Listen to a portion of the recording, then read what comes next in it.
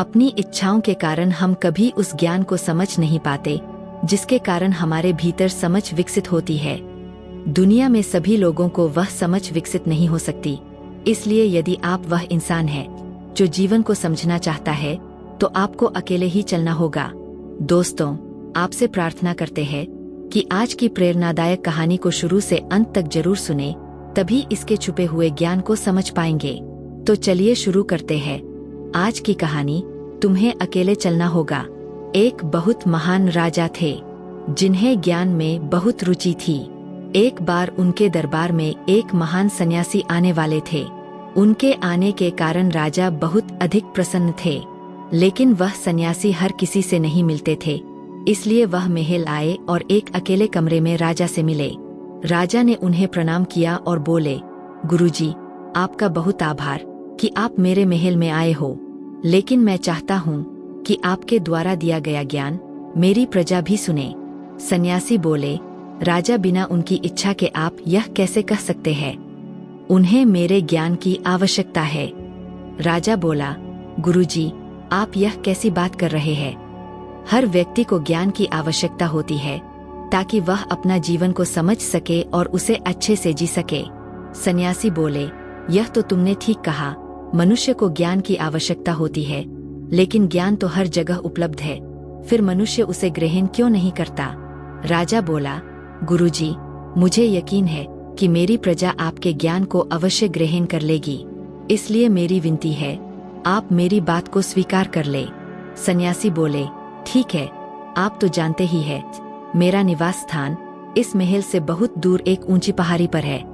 यदि आपको लगता है कि प्रजा को मेरे ज्ञान की आवश्यकता है, तो आप उन्हें लेकर मेरे निवास स्थान तक पहुँचिए। आपकी प्रजा को ज्ञान प्राप्त करने के लिए इतना मूल्य तो चुकाना ही होगा। सन्यासी की बात सुनकर राजा अत्यंत प्रसन्न हो गए। वे बोले, गुरुजी, मेरी तरह प्रजा भी आपका बहुत आभारी है, मुझे तो बस कहने की देर है, वे सभी आपके पास पहुंच जाएंगे। सन्यासी बोले, ठीक है राजन, आप कल ही प्रजा को लेकर मेरे निवास स्थान पर पहुंच जाना, वहां मैं उन्हें अपने अनमोल ज्ञान दूंगा। ऐसा कहकर सन्यासी महल से चले गए। सन्यासी के महल से जाते ही राजा सेनापति से बोले, पूरे राज्य में ढिंढोरा पिटवा दो कि उन्हें कल सन्यासी जी से मिलने के लिए जाना है। राजा की बात सुनकर सेनापति ने ऐसा ही किया। सन्यासी के दर्शन की बात सुनकर सभी लोग बड़े उत्सुक थे। वे लोग किसी भी कीमत पर सन्यासी के दर्शन करना चाहते थे। प्रजा का ऐसा उत्साह देखकर राजा के अंदर विश्वास आ गया कि अब तो प्रजा के भीतर वह समझ उत्पन्न होगी जिससे कि उसका जीवन सुखद होगा। दूसरे दिन सुबह सभी लोग बहुत उत्सुकता से राजा रानी के साथ पहाड़ की तरफ चल पड़े। प्रजा ने राजा के साथ थोड़ी ही दूरी तय की होगी कि प्रजा को एक स्थान पर मानक के सिक्के दिखाई दिए। उन सिक्कों को देखकर 20% जनता सिक्कों को बटोरने में लग गई। राजा उनसे कहने लगे, यह तुम लोग क्या कर रहे हो? इन मुद्राओं को छोड़ दो, हमें सन्यासी जी से मिलने जाना है। भीड़ में से एक व्यक्ति बोला, राजा, हम बहुत गरीब हैं, इस वक्त इस मानक के सिक्के हमारे लिए बहुत जरूरी है, इसलिए हमें क्षमा करें, हम आपके साथ आगे नहीं जा सकते। उन लोगों की बात सुनकर राजा ने उन्हें वहीं छोड़ दिया और आगे की ओर निकल पड़े।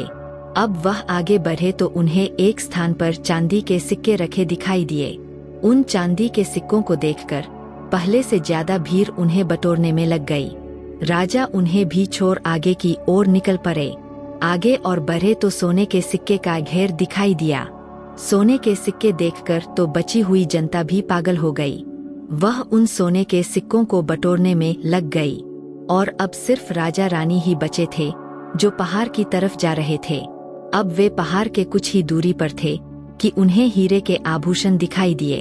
उन गहनों को देख रानी से नहीं रहा गया और वह भी उन गहनों को देखने लगी और मौके पर रुक गई। मजबूरी में राजा ने रानी को भी छोड़ दिया और वह आगे बढ़ गए। राजा जब सन्यासी जी के पास पहुँचे तब न प्रजा उनके साथ थी, न सैनिक न रानी, वह अकेले ही थे। राजा को अकेला देखकर सन्यासी बोले, अरे राजन, आप अकेले आए हो, आपकी प्रजा कहाँ है? मैंने तो आपकी प्रजा के लिए सभी सुविधाएं करवा दिए थे, लेकिन आप तो अकेले ही आए हो। राजा बोले, गुरुजी, जब मैं निकला था तब मेरे साथ प्रजा थी, लेकिन आते आते मैं अकेला ही रह गया। सन्यासी बोले, राजन, शायद अब तुम मेरी बात को समझ चुके होगे कि ज्ञान मार्ग पर मनुष्य को अकेले ही चलना पड़ता है। यह इंसान के अंदर की आवाज होती है जो उसे इस रास्ते पर ले जाती है। लेकिन संसार के लोग तो कामना, भोग और धन के लोभी होते हैं। उनके लिए ज्ञान को ग्रहण करना अत्यंत कठिन है। सन्यासी फिर बोले, राजा, किसी बात को सुन लेना और समझ लेना एक बात होती है और उसे अपने जीवन में उतारना बिल्कुल दूसरी बात होती है। इसलिए यदि आपकी स्वयं की इच्छा है तो आप अकेले ही चलेंगे। भीड़ कभी भी एक साथ ज्ञान या समझ प्राप्त नहीं कर सकती। राजा ने सन्यासी के आगे हाथ जोड़े। वह बोले, गुरुजी, अब मुझे समझ आ रहा है कि आपने लोहे, चांदी, सोने और हीरो को साथ साथ रखकर परीक्षा की व्यवस्था की थी, ताकि आप मुझे समझ सकें कि जो मनुष्य धन को देखकर रुक जाता है वह फिर कभी ज्ञान की तरफ नहीं आ सकता। राजा ने सन्यासी का आभार माना और फिर अपना महल लौट गया। इस कहानी से हमें यह शिक्षा मिलती है कि ज्ञान उसी को प्राप्त होता है जो अपनी कोई अनमोल चीज छोड़ने को तैयार हो। इसलिए आपको जीवन में जो भी समझ आता है, इस पर आप चलते जाते हैं और किसी की प्रतीक्षा नहीं करते हैं, क्योंकि हो सकता है कि प्रतीक्षा करने से आप भी वहीं रुक जाएं। इसलिए जीवन में जो भी आपको बेहतर, सुंदर और अच्छा दिखाई देता है, उसके लिए अकेला चलना होगा। दोस्तों, उम्मीद करते हैं कि आपको हमारी आज की कहानी तुम्हें अकेले चलना होगा पसंद आई होगी। पसंद आई है तो लाइक, शेयर, कमेंट करें और मेरे चैनल को सब्सक्राइब करना बिल्कुल न भूलें।